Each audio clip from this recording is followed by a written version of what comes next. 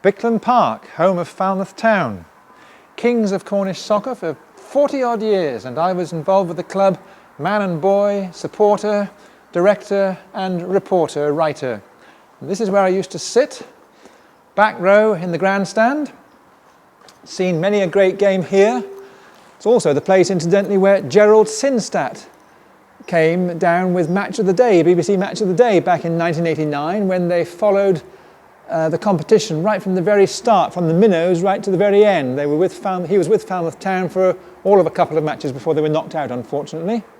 They'd sold their previous ground and got rich, and they'd introduced match professionalism, as it was called then, on a large scale to Cornwall. They had an entire team of match part-time pros, which no other team came near to in Cornwall, so they duly swept everything before them. And in that season, that first season I saw them, 1961-62, they won the treble, which had never been done before, and which Falmouth Town did 3 more times, which was League Cup and the Cornwall Senior Cup. That's Southwestern League Cup and Cornwall Senior Cup.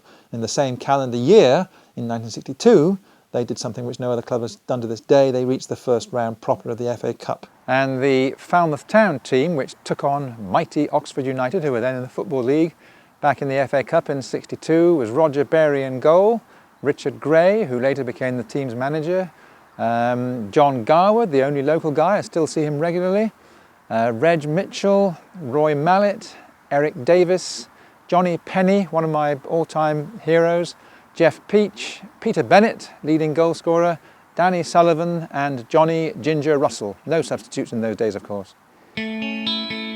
This is where it happened.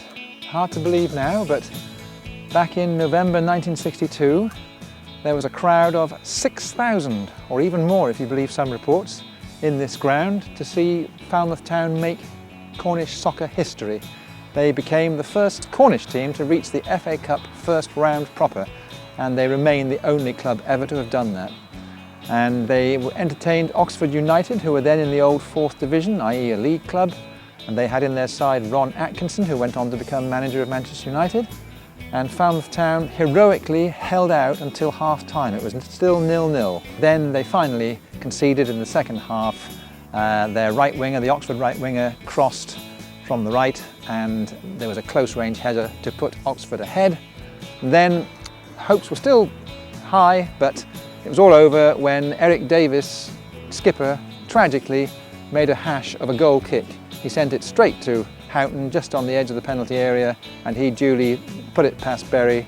Game over, 2-0. But there was a highlight still to come.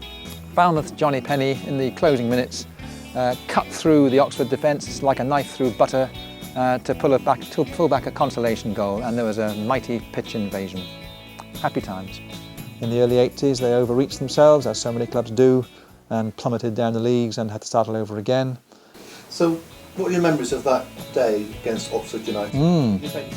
Yeah, those 2 grass banks over there, either side of the grandstand, you couldn't see a blade of grass because they were absolutely packed with spectators. As I say, 6,000 people crammed into this tiny ground. There's also a great big line of about, 60 or 70 wooden seats hired out from a local school for all the press to sit down and cover the match. And over there on that stand, little mini stand there was a camera set up for Westward Television, bless them, to cover the match with their commentator. I believe it was David Vine, actually, I'm not sure, but David Vine was working for Westward Television then, the old ITV regional company, and he was doing the rounds, commentating on that sort of game, and I'm pretty sure he did cover the Oxford match from on top of that little stand over there.